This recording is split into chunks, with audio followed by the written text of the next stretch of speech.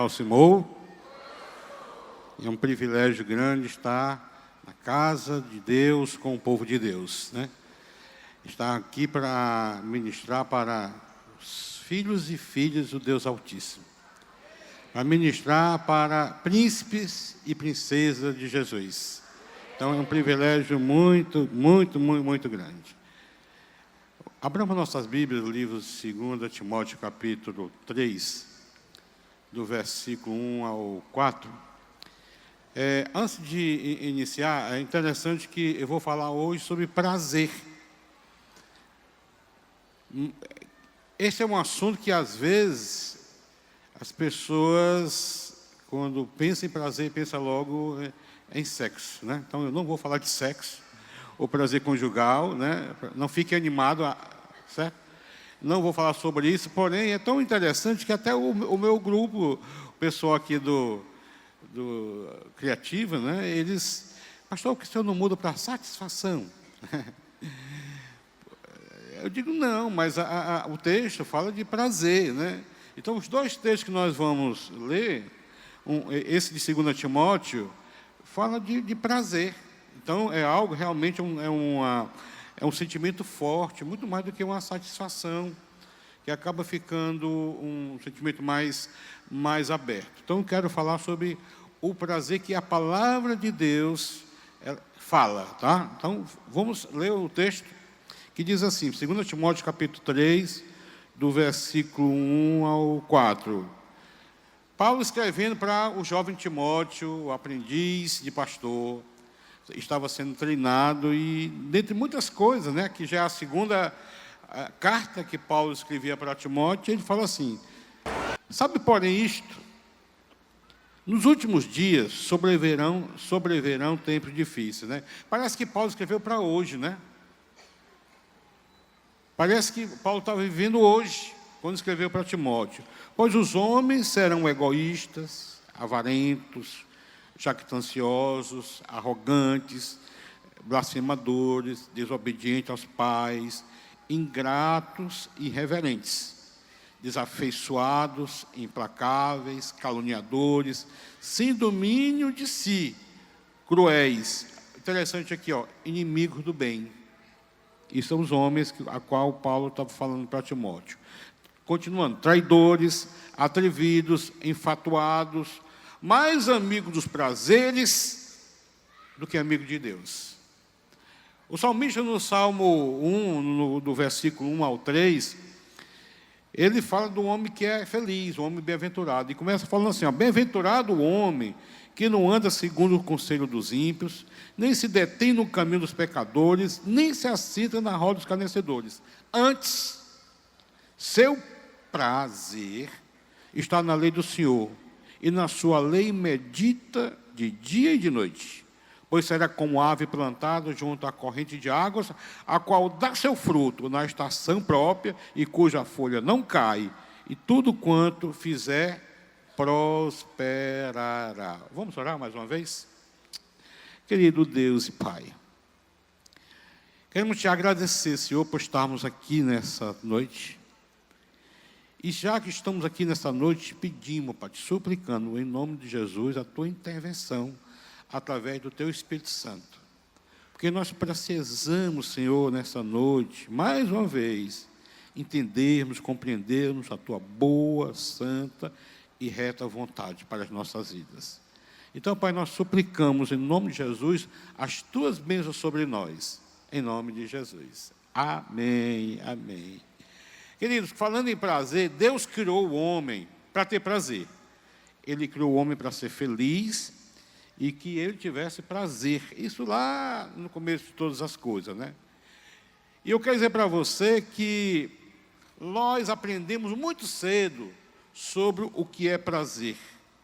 Mas também aprendemos muito cedo o que é desprazer, o oposto do prazer.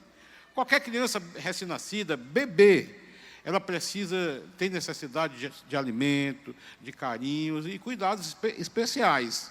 No entanto, logo, ela percebe que a vida não é só feita de prazer. Pelo contrário, na vida existe dor, cólica, frio e fome. Isso uma criança recém-nascida já passa a experimentar. E quando ficamos adultos, aí as coisas até complicam mais, porque nós passamos a enfrentar as realidades, tais como o desgosto e as frustrações da vida. Aí, sabe o que acontece? Nós passamos a evitar os desgostos e as frustrações da vida e focamos apenas naquilo que não dá satisfação ou prazer, né? Aí buscamos viver uma vida, que nós falamos, uma vida bem melhor, né?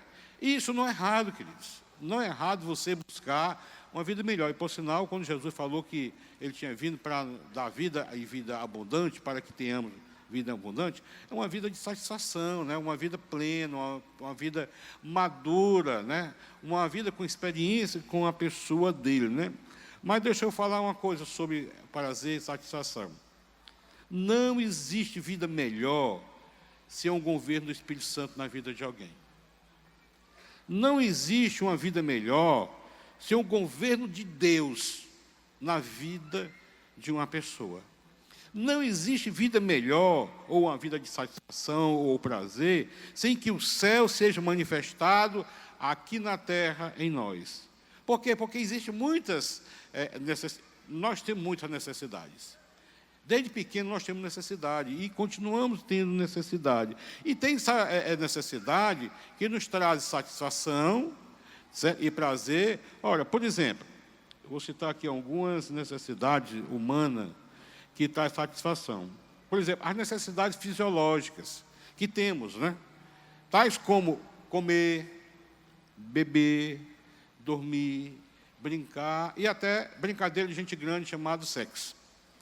As necessidades emocionais, né? Temos necessidades emocionais, que nós chamamos de anseio da alma, tais como paz, alegria e bem-estar, né? Claro que tem mais, mas eu quero resumir só nessas três. Mas também existem as necessidades espirituais. A necessidade do homem se relacionar com Deus e se deleitar em Deus. Aí é onde nós temos prazer. Queridos, resumindo, foi o próprio Deus, o Deus Criador dos céus e da terra, inclusive de cada um de nós, que nos fez para que tivéssemos prazer. Sendo assim, não podemos de forma alguma pensar em prazer como algo pecaminoso, como pecado, né? Nós não podemos de forma alguma pensar em prazer, que isso não é coisa para o crente, né? Pelo contrário. Porém, se essa necessidade que nós temos, fisiológicas, emocionais, elas forem focadas somente no prazer terreno, tá certo? No prazer carnal, aí sim ela torna-se pecaminosa, prejudicial à vida de muitos. Então, não podemos de forma alguma misturar as coisas, né? E quando o prazer é errado, pastor? Quando o prazer é errado, e nós devemos evitá-lo. Existe? Existe. Sabe quando é que o prazer ele é errado na vida de um crente, na vida de um filho de Deus, na vida do ser humano? Quando esse prazer vier contra a ética do reino de Deus, estabelecida aonde? Na sua palavra, na Bíblia. Então, quando ele vier contra, né? Então, nós precisamos evitar. Tá certo? Quando esse prazer prejudicar a nossa vida e a vida de outras pessoas, aí ele precisa ser evitado, né? Quando esse prazer atrapalha o meu e o seu relacionamento com Deus, aí ele precisa ser evitado. Quando esse prazer ocupa na minha vida, na sua vida, tá certo? Um lugar maior do que Deus na sua vida. Então, ele deve ser evitado. Então, querido, não é errado ter prazer. Porém, alguns prazeres, se tiver fora desses limites, ele deve ser evitado. Agora, querido, o prazer desprovido desses limites, sabe o que acontece? Traz prejuízos para as nossas vidas, seja fisiológica, psicológica, emocional e espirituais. As pessoas que acabam ficando dependentes químicos, como os adictos, né? Como nós falamos, os adictos são dependentes de álcool, dependentes de qualquer droga, eles sabem muito bem o que estou falando, porque no começo, todos eles, sejam os alcoólatras ou qualquer um outro, que depende de uma compulsão, tá certo? No começo, eles sentem um determinado prazer, dizem que até sente prazer, porém, todos nós sabemos que, com o passar do tempo, como é difícil, como é uma luta deixar de lado esse prazer. Então, quando o prazer é colocado, está fora do foco de Deus, ele acaba sendo super prejudicial para as nossas vidas. Então, ele deve ser evitado por cada um de nós, tá certo? Então, a palavra prazer é uma palavra que reflete o desejo de Deus para as nossas vidas, porque Deus é um Deus que tem prazer, e a palavra de Deus fala sobre isso, tá certo? O diabo, o grande inimigo, ele sabe disso, e ele tenta a todo custo atrapalhar os métodos que Deus criou para que nós, eu e você, tivéssemos prazer e fôssemos felizes nessa vida.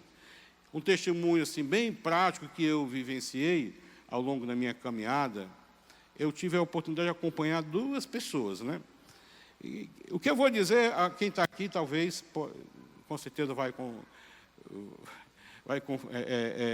concordar comigo, né? Se você é uma pessoa que bebeu, né? Você bebe uma cachaçinha, uma cerveja, por favor, não estou incentivando ninguém a isso, certo? Faz mal à saúde. A saúde mental, a saúde emocional e a saúde social também, né? Mas você sente uma sensação, né, de prazer, né? Se você cheira uma cocaína, você fuma um baseado, você sente algo, né, até como na linguagem de "tô legal", né? Você sente algo assim. Porém, querido, o que é que leva uma pessoa a se tornar um viciado em comer telha?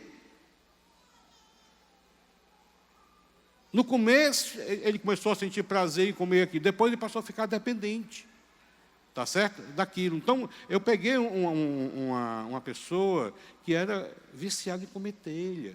Então, ele estava realmente tendo muitos problemas fisiológicos, né? Em função desse vício, que ele ficou aprisionado. Mas tudo por conta do prazer. Aquilo deu prazer para ele no início, né?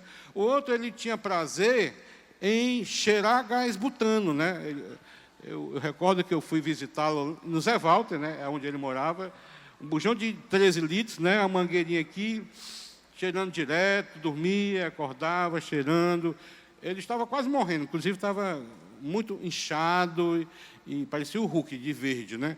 Esse homem foi curado, foi liberto, aceitou Jesus e se tornou um missionário da Jocum, para a glória de Deus, né? Então, queridos, são as compulsões. Então, muitas vezes, o prazer que é prejudicial e deve ser evitado, ele torna-se compulsões em nossas vidas. E o inimigo sabe disso. Por isso, nós precisamos agora refletir sobre as 3 fontes de prazer. Uma vez que prazer não é errado, eu e você ter, mas existem 3 fontes de prazer que nós precisamos entender para que o nosso prazer esteja baseado nessas 3 fontes. A primeira fonte de prazer, eu queria que vocês fizessem comigo, né? É o prazer do homem para com Deus. Vamos lá? Qual o primeiro prazer? Mas vamos fazer agora o do homem. Vamos lá, todo mundo. Para com Deus. Então, é o primeiro prazer, fonte de prazer do homem. Prazer do homem para com Deus. Mas existe o segundo prazer, que é o prazer do homem, certo? Para consigo mesmo. Vamos lá fazer? Prazer do homem para o quê? Então, e o terceiro prazer é o prazer, a fonte de prazer do homem para com o outro. Vamos lá? Prazer do homem para com o outro. Então, primeiro, a fonte de prazer do homem para com. Segundo, do homem para o quê? Com ele mesmo, né? E terceiro, do homem para com o outro. Então, baseando nessas 3 fontes de prazer, eu queria trazer essa ministração nessa tarde e noite para você. Então, a primeira fonte, qual é? Do homem para com Deus, tá certo? O prazer do homem para com Deus, tá certo? Sabe quando é que o homem está tendo prazer para com Deus? O primeiro item que eu posso falar para vocês, que não é novidade, é quando esse homem tem prazer na oração. O Johan falou aqui sobre a vigília dos jovens, né, dos adolescentes, o prazer de estar aqui. Eu sei que jovem é meio empolgado para algumas coisas, mas o prazer de estar na presença de Deus, seja aqui, seja na sua casa, seja quando você se encontra com o irmão, é o prazer do homem, quando encontramos satisfação na prática da oração, né? Santo Agostinho, como fala, Agostinho de Hipona, é um teólogo e um filósofo, ele escreveu o seguinte, ó: Deus sente prazer em nós quando nós sentimos prazer nele. Então, amados, se não encontrarmos, eu e você, prazer na oração, então não adianta você dizer que tem intimidade com Deus. Porque um dos veículos de intimidade com Deus é a oração. E todos nós sabemos que são poucos os que têm prazer na oração. Pelo contrário, alguns relutam, né? Porque era mais ou menos assim. Agora, hoje pouco, mas no passado acontecia mais, né? O pastor estava no culto, né? E disse assim: eu queria que um ou dois irmãos pudessem dirigir em oração. Silêncio. Aí cada um ficava esperando pelo outro, né? Não era para estar brigando, né? Entrar na presença de Deus, falar com o Pai, eu sou filho e Ele é Pai.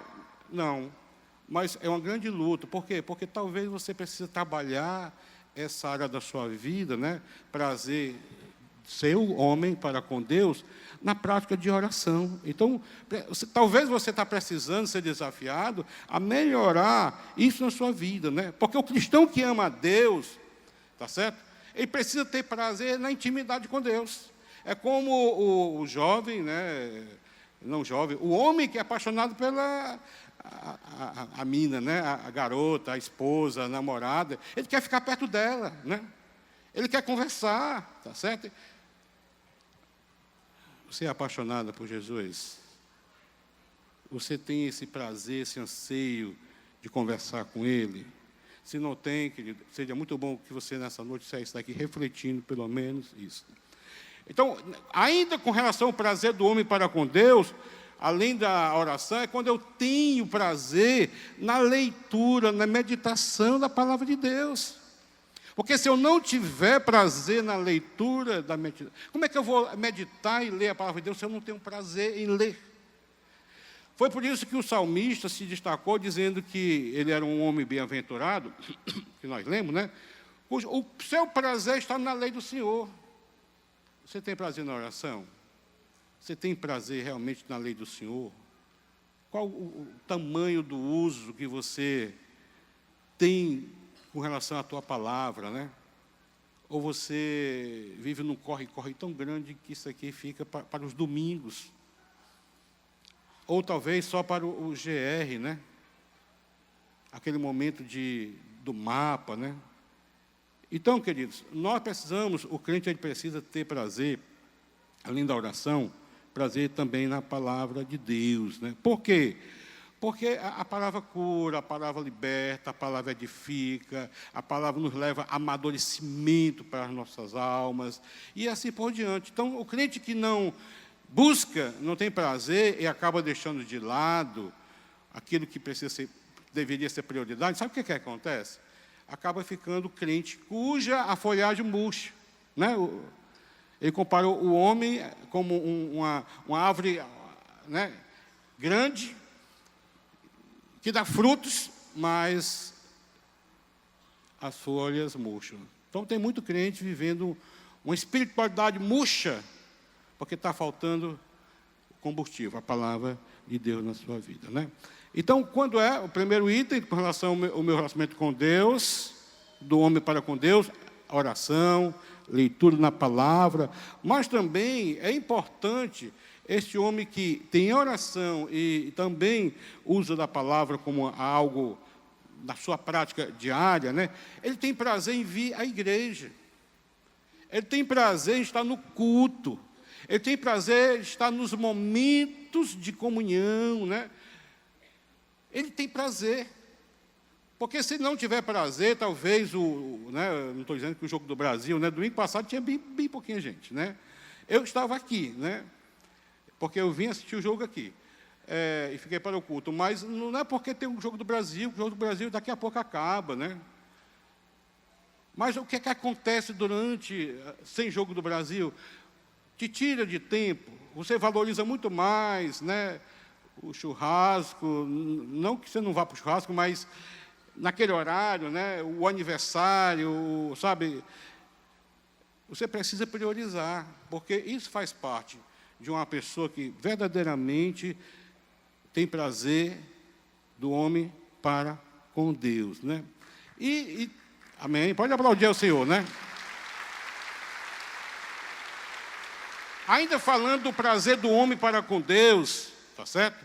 Além da oração, além da leitura da palavra do Senhor, além de realmente ele estar presente, amar estar com o povo de Deus, ele também é alguém, tá certo? Esse homem é alguém que serve ao Senhor. É alguém que tem prazer em servir ao Senhor, né? Por sinal, Jesus fala, João escreveu o que Jesus falou lá em João capítulo 4, versículo 34, diz assim: a minha comida consiste em fazer a vontade daquele que me enviou e realizar a sua obra, né? A minha comida consiste em fazer a vontade daquele que me enviou e realizar a sua obra, ou seja, realizar a missão. Você tem feito com que a missão seja algo realmente missional na sua vida, tá certo? O que é que Jesus estava falando aqui? O que sustentava ele, a comida, algo que nos dá, né, vigor, né, sustância, né, é servir ao Senhor, fazer a vontade do Senhor. Então, o crente, ele precisa, aquele que realmente tem prazer do homem para com Deus, ele precisa também ter isso, além da oração, além da leitura da palavra de Deus, além de estar na comunhão, ele precisa de tudo isso, né? Queridos, eu poderia resumir essa sentença toda, que tem a ver a fonte do homem para com Deus, em uma única sentença: a adoração. Nós fomos chamados a Deus para adorar. Adoração é a fonte que Deus criou para que seus filhos se comunicassem com Ele, tivessem prazer nele. A adoração é a maior homenagem que um ser humano pode prestar ao seu Deus. Tá certo? E quando a gente olha para a palavra de Deus, olha, presta atenção, o que é que a gente vê na palavra de Deus? A gente vê Deus falando assim. Deus fala assim, desse jeito: venham e me adorem. Que coisa linda, né? Deus falou assim: prostre-se diante de mim. Deus fala assim: orem a mim, me busquem, né? Clame a mim. E assim por diante, né? E a gente olhando para essa expressão de Deus, se você for um pouco racional, talvez você vai racionalizar que, Deus carente. Rapaz, esse Deus é muito carente, né? Que parece que ele clama, tá certo? Ele clama, né? É verdade, querido. Mas nós não podemos, de forma alguma, vivermos como se a adoração que eu tenho que dar a Deus, tá certo? A adoração que eu preciso prestar a Deus é como se eu estivesse fazendo um favor a Deus. Sabe por quê? Porque tem muita gente que às vezes está brigado com a esposa, está brigado, está chateado com o pastor, está brigado com o irmão no grupo de relacionamento. Pronto, não vou para o culto. Não. E quando vem, às vezes, parece um brucutu, né? Não abre a boca, não canta, não louva a Deus, porque afinal de contas, estou de mal com Deus. Estou falando de sentimento, né? Por quê? Porque você acha que Deus é carente e que é um privilégio ele receber a sua oração, ou a sua adoração. Quando, na verdade, querido, nós estamos completamente errados. Deus não é privilegiado quando recebe a nossa adoração. Embora todos nós sabemos que Deus pede que o adoremos, ok, pede. Deus pede que o busquemos cotidianamente, no nosso dia a dia, sim, Ele pede. Deus pede que nos humilhemos diante dEle Ele pede isso também na sua palavra, né? Deus pede que cantemos louvores a Ele, Ele pede. Mas deixa eu dizer uma coisa para você. Ele não precisa. Ele não precisa de mim, nem precisa de você, e nem tampouco da minha adoração, da nossa adoração. Sabe por quê? Porque Ele sem mim, Ele é Deus, continua sendo Deus, né? Até canta uma música, né? Mas nós, eu e você sem Ele, nós não somos nada. É a forma como nós precisamos ver a nossa postura como adorador. Deus não precisa da nossa adoração. Então, pastor, por que é que Ele pede que o adoremos, busquemos, oremos, né? Por que é que Ele pede? Tá certo? Ele pede, sabe por quê? Porque Ele quer me abençoar, quer te abençoar. Ele quer encher o nosso vazio. Ele quer nos preencher, tá certo? Porque se eu não adorar a Deus, preste atenção, que Ele continua sendo Deus, onisciente, onipresente, onipotente. Ele não muda. Então, em nome de Jesus, né? Trabalhe isso no seu coração com relação à adoração. Então, Ele pede justamente por isso, né? Ele não precisa de nós, né? E quando nós o adoramos, quando eu e você o adoramos, nós somos os primeiros a sermos beneficiados. Sabe por quê? Porque Ele gosta. Ele tem prazer na adoração. Ele tem prazer em ver o seu povo o adorando. Da mesma forma como temos prazer nele, Ele tem prazer também em nós. Quando nós a adoramos, a nossa alma é aliviada. Quando nós o adoramos, a paz do nosso coração é restaurada. Quando nós o adoramos, o vazio que está em nós, deixado por essa vida tão cruel, que Paulo falou que era difícil, tempo difícil, né? É preenchido por Ele. Então, queridos, nós não estamos aqui nesta noite, eu e você, simplesmente para dizer para Deus que Ele é carente. Não é a carência de Deus. Nós é que somos carentes dEle. É Ele que faz para nós, em nós, um grande favor. Não somos nós que prestamos favor a Deus quando estamos adorando, né? Deus sem nós, Ele é Deus. Nós sem Deus, nós somos nada, né? E a Bíblia, interessante, ela identifica pessoas que foram muito boas na prática da adoração e pessoas que não foram tão boas na prática de oração. Pelo contrário, não foram modelo, né? Eu queria trazer à memória esses dois personagens. O primeiro é Abraão.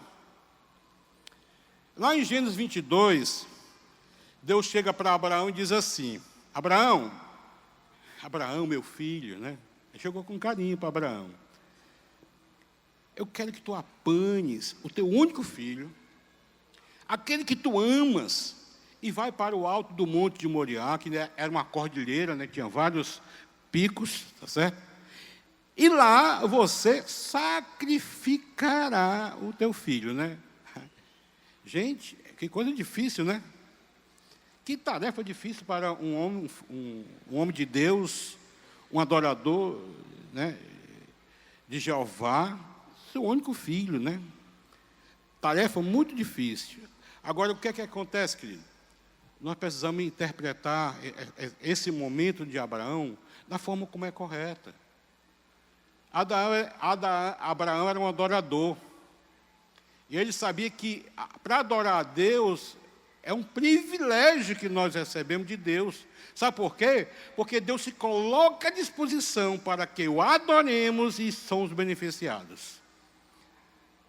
Abraão não subiu no Monte Moriá para matar o filho, como eu já vi, certo? Ele subiu no Monte Moriá para adorar a Deus. Só que enquanto foi adorar a Deus, Aí Deus pede o sacrifício de Isaac, seu filho. É a forma correta de interpretarmos esse episódio na vida de Abraão, né? Porque quando adoramos a Deus, nós não podemos agradar nós mesmos. O adorador não é aquele que se agrada, não, ou agrada a homens. Não, nós precisamos adorar e agradar a priori a Deus. Adorar a Deus não é fazer o que queremos, mas fazer o que Ele quer, o que Ele pede. Deus pediu a Abraão um sacrifício grande, difícil, né? Um sacrifício maior, a vida do filho. Está certo? Então, querido, o que é que eu aprendo aqui? Se Ele pediu o filho, nós devemos entregar o filho. Se Ele pediu o dom, é o dom que Ele quer que você entregue. Se Ele pediu o seu tempo, é o tempo que Ele quer, como oferta de sacrifício vivo, né? Se Ele pediu o teu dízimo, é o dízimo que Ele quer, querido. Não adianta querer, sabe? Se Ele pedir aquele sacrifício, é aquele sacrifício que Ele quer. Então, o que é que nós encontramos hoje em dia? Nós encontramos hoje em dia, na mentalidade um pouco mais, que eu posso falar, pós-moderna, tá certo? As pessoas são muito vividas mais no emocional e dizem assim, não, se eu sentir, eu dou. Se eu sentir um estalo, aí sim, né? Deus tem que me cutucar, certo? Cutucar, né? A outro diz assim, ó, aí talvez esse grupo é um grupo até um pouco mais complicado, né? Não, mas Deus é maravilhoso. E não importa o que a gente dá, o importante é que seja de coração. Já ouviram? Já? Tem que ser de coração, tá certo? Então, se eu sentir, aí sim, aí eu, né? Então, queridos, só que outros só querem adorar quando as coisas são fáceis. Quando as coisas vão tudo bem, né?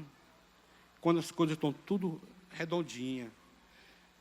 E o adorador é aquele que entrega a Deus aquilo que Ele pediu, e não somente o que a pessoa quer. Então, numa campanha dessa, tá certo? O que é que Deus tem te pedido mesmo, sacrificial? Quando eu vejo né, esse anúncio, traga sua roupa, né? Ele não falou que não é só roupa, talvez é um móvel velho que está encostado lá, que é velho para você, mas serve para alguém está precisando ser abençoado, nós vamos vender por um preço irrisório, vamos transformar. Talvez é aquele objeto, talvez é aquele equipamento que está lá, não somente a roupa, que às vezes está até roupa furada, né? Rasgada. O pessoal tem, não, é roupa que possa servir para alguém, né? As pessoas vêm e compram, né? E é abençoado, abençoa e a obra acaba sendo feita. O adorador, querido, é aquele que adora a Deus quando as coisas vão bem e quando as coisas não vão muito bem. Eu gosto do músico Kleber Lucas, que ele fala assim, mesmo quando tudo não vai bem, eu continuo olhando para ti. Tem pessoas que, quando as coisas não começam a não ficar muito bem, aí começa, hoje não, comunhão não, vou orar não, tá certo? Vou servir não, tá certo? Esse é o ser humano, tá certo? Porque a sua fonte de prazer do homem para com Deus está entupida e precisa desentupir. Precisa ser obstruída pelas coisas, pelos valores que talvez entre e toma lugar na sua vida. O primeiro exemplo é Abraão. Abraão foi um modelo que entregou a Deus o que ele pediu, né? Outro exemplo, não foi um bom exemplo, né? Os irmãos Caim e Abel.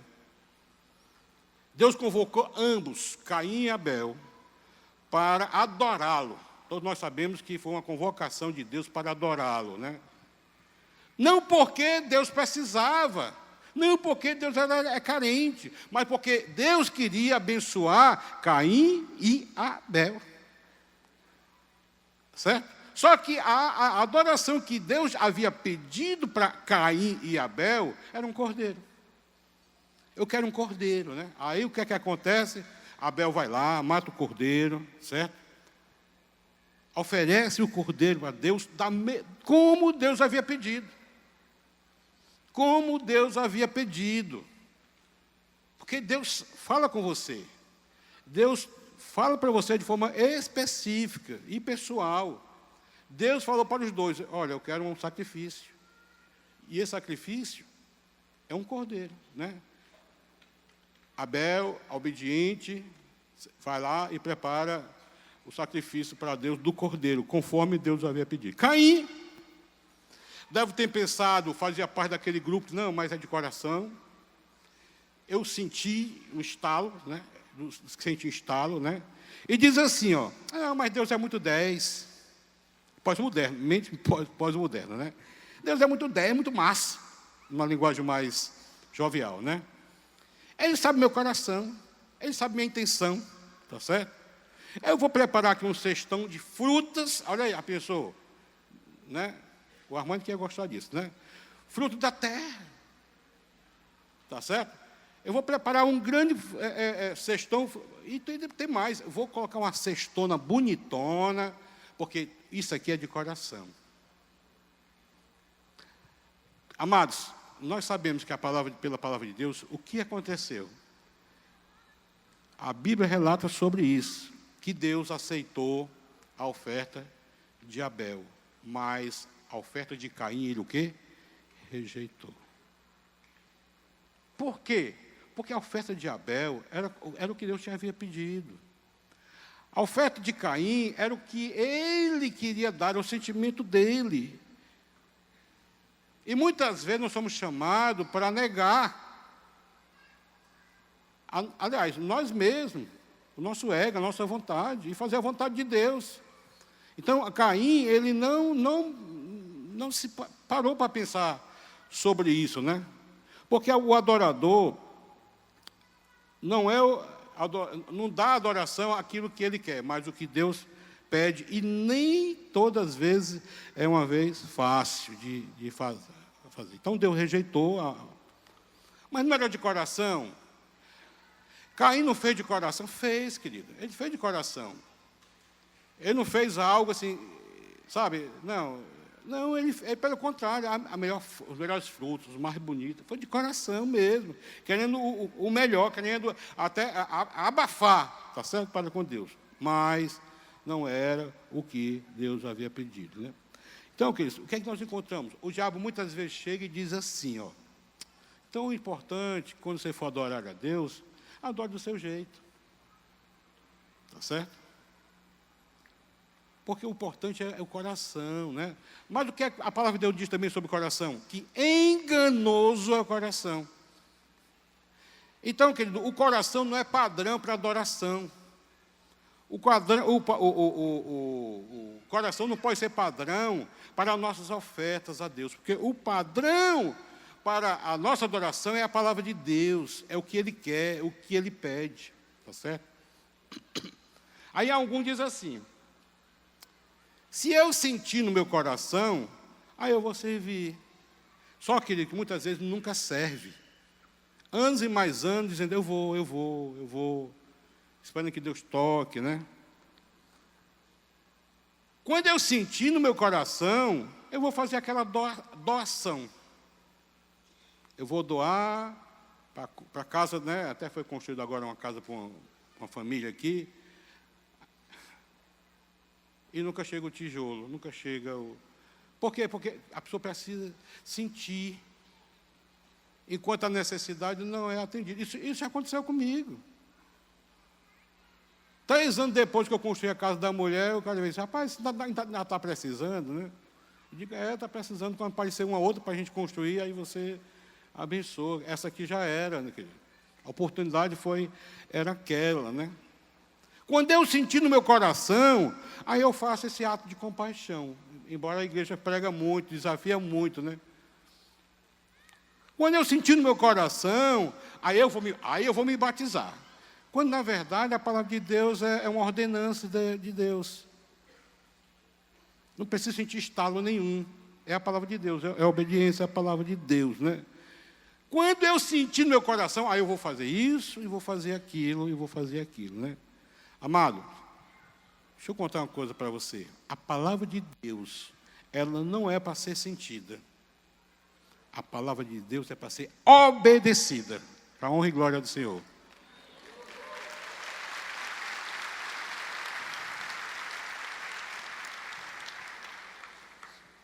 O cristão que vive apenas para os prazeres desse mundo não vai entender os verdadeiros prazeres que Deus requer de nós. Foi por isso que Timóteo, ou Paulo escreveu para Timóteo, dizendo, olha, Timóteo, cuidado, olha, nos últimos tempos vai aparecer homens assim, assim, aí tem uma relação de coisas, né? Triste, né? Inclusive até inimigo do bem. Sabe o que é inimigo do bem? São aqueles que às vezes incentivam a pessoa a fazer o bem. Não, rapaz, faz isso não. A pessoa não precisa não. Não é bem por aí. São inimigos do bem. Porque não quer que as pessoas, nem faz e nem quer que as outras pessoas façam o bem a uma outra pessoa. Mas também eles falam que nos últimos tempos, isso está falando que isso invade a igreja do Senhor. Que vão aparecer também os amigos, mais amigos dos prazeres do que amigos de Deus. Nenhum entretenimento que nós vivemos numa sociedade que é expert em entretenimento, né? Em promover prazer para as pessoas, até para enganar, né? Até para ganhar votos. Nenhum entretenimento, nenhum prazer que este mundo oferece pode sobrepujar, querido, aqueles prazeres que Deus oferece na sua palavra. E lá em 2 Timóteo, capítulo 4, no versículo 3 a 5, ainda Paulo escrevendo para Timóteo, ele diz assim, pois haverá tempos, Timóteo, em que não suportarão a sã doutrina. Sabe o que é que acontece? Que você não vai ter prazer, aí vai ter muito, vai virar um saco, enfadonho. É verdade, tem coisas que a gente não entende, é complicado. Mas é a palavra de Deus. É a palavra de Deus. Então vai chegar um tempo que eles não vão suportar a sua doutrina. Sabe o que é? Não vai suportar as pregações. Tá certo? Aquelas pregações que te levam, te desafia a você deixar o pecado, deixar o erro. Tá certo? E refazer a sua vida. Não vai aguentar. Não vai aguentar. É isso que o apóstolo Paulo está falando para Timóteo aqui. Pois haverá tempos em que não suportarão a sã doutrina. Pelo contrário, cercar-se-ão de mestres segundo as suas próprias cobiças. É os coaches da vida, que vêm de ilusão, que vêm de fantasia, né? E tem muitos, é ilusão, tá certo? Por causa da cobiça de enriquecer, ficar famoso, tá certo? As técnicas de indução, certo? Então, vai chegar um momento que eles vão rejeitar a sã doutrina, cercar-se-ão de mestres segundo suas próprias cobiças, como que sentindo coceira nos ouvidos.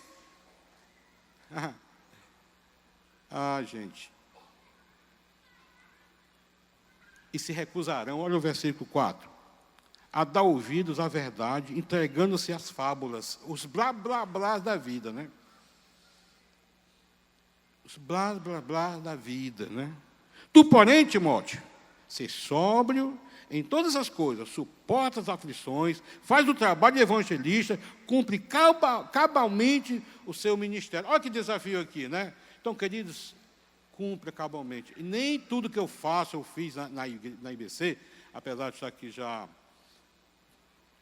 perdi as contas, 32 anos, né? Nessa igreja, como pastor há 22, eu faço 23 em dezembro, né?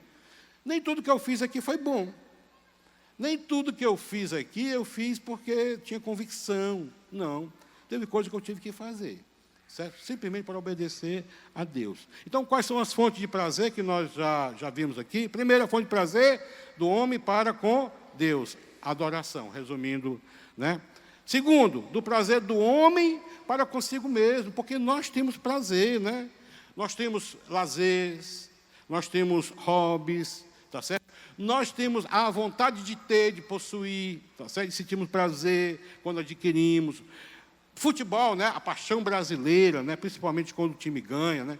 Assistir uma boa televisão, um bom filme na televisão, dá prazer. Também temos prazer na alimentação. Tudo isso nos dá prazer, traz prazer para o homem, né? Porque nós temos necessidade básica de beber e comer e beber. Mas nós precisamos comer e beber para a glória de Deus. A verdade é que muitas vezes nós não comemos nem bebemos para a glória de Deus. Então, nós precisamos aprender, porque comer com demasia é quebrar os princípios de saúde, né? Eu posso dizer para vocês, estou pregando aqui para vocês, mas eu sou alguém que estou me adestrando agora. Depois de tanto tempo, depois de adquirir um diabetes, depois de me tornar um hipertenso, né? Lutando aí com a pressão alta. Mas por quê? Porque não deu ouvido lá atrás. Perder peso, né? Que não é fácil, né?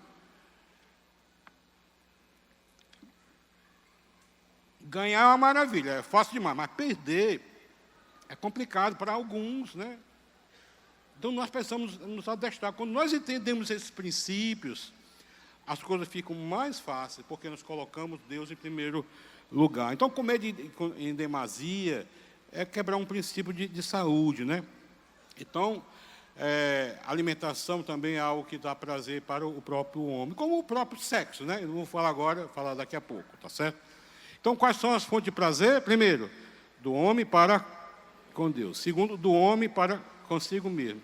E terceiro e último, fonte de prazer do homem para com o outro, tá certo? Nós vivemos em comunidade, né? E dentre o outro, o nosso próximo, mais próximo, chama-se cônjuge. Tua esposa, teu marido, tá certo? Aqui sim, aí a gente pode ter a prática também que dá prazer sexual. Porque qualquer prática sexual fora do casamento é pecado, mas quando é protegido pelas paredes do casamento, aí ele é abençoado, né? Ele é abençoado para a glória de Deus, né? Então, nós vivemos numa sociedade onde as coisas são investidas, porque tudo gira em torno de sexo. Tudo gira em torno de sexo, até mesmo propaganda de calça jeans. Tem tudo, tem menos calça jeans, né? Um filme, né, só tem sucesso o filme se tiver cenas eróticas ou sensuais. A mulher de sucesso não é caracterizada por uma mulher que pinça, né? Mulher cabeça, não, ela é caracterizada pelo diâmetro do corpo. Aí, isso são os valores que têm sido colocados na nossa sociedade e tem prazer.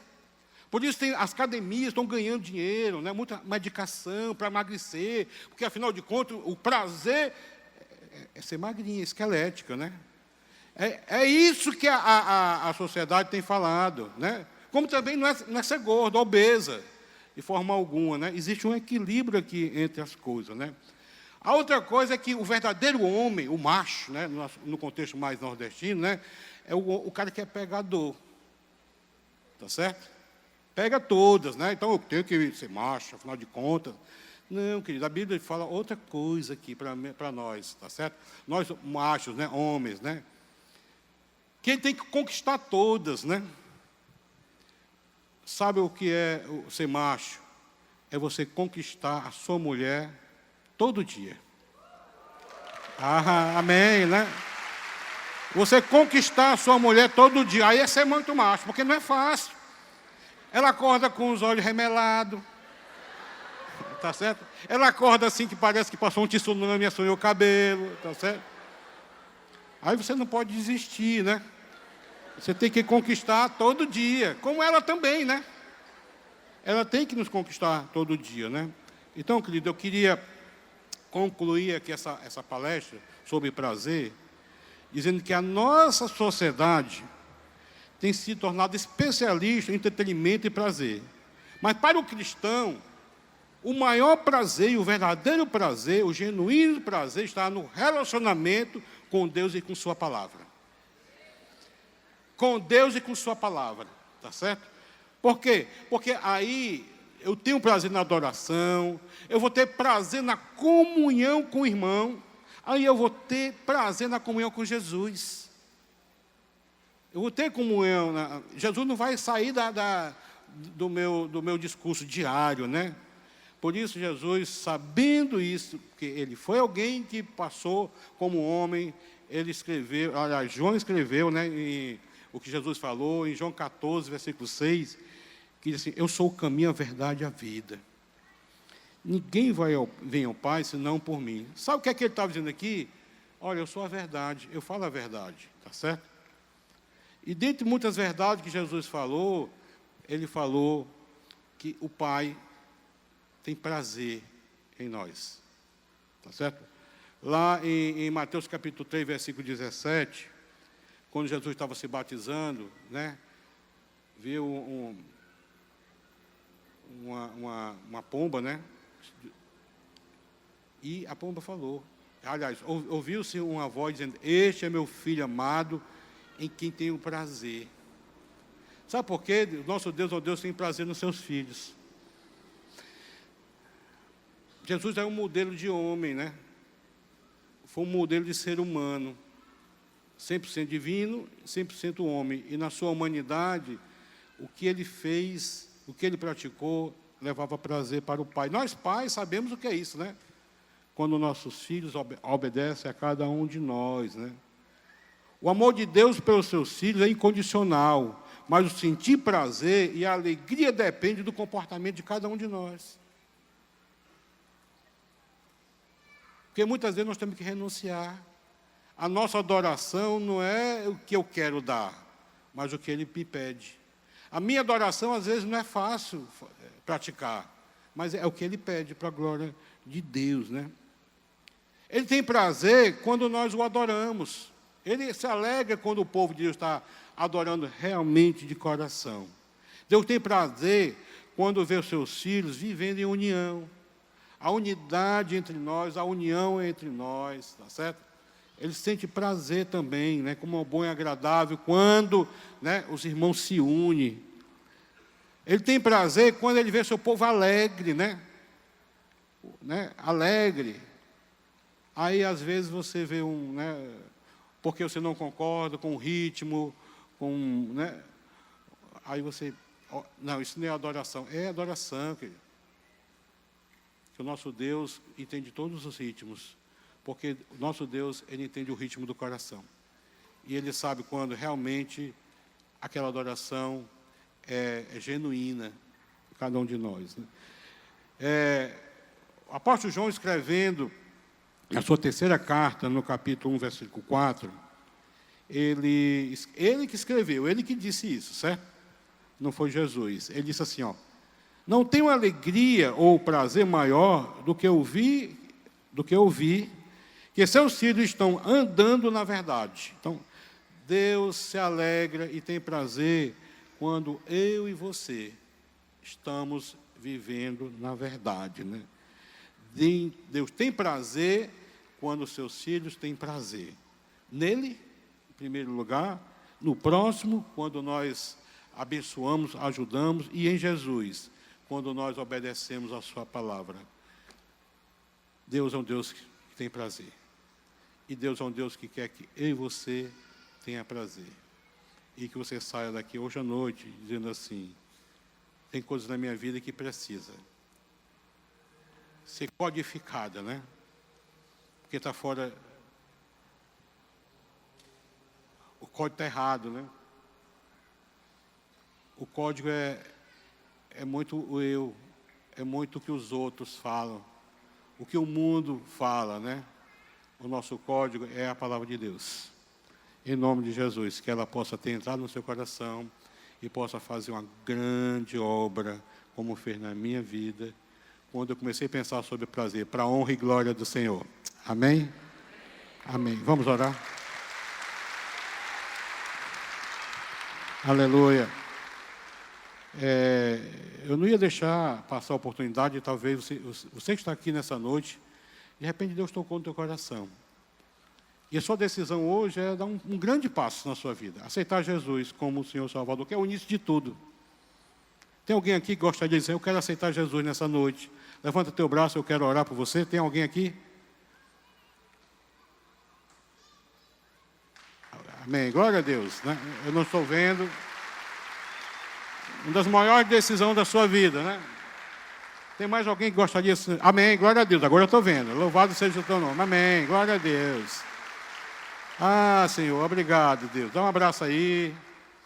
Eu não vou insistir muito, mas se você sentiu o desejo de entregar a sua vida, você pode depois também passar no Espaço Conexão e verbalizar lá.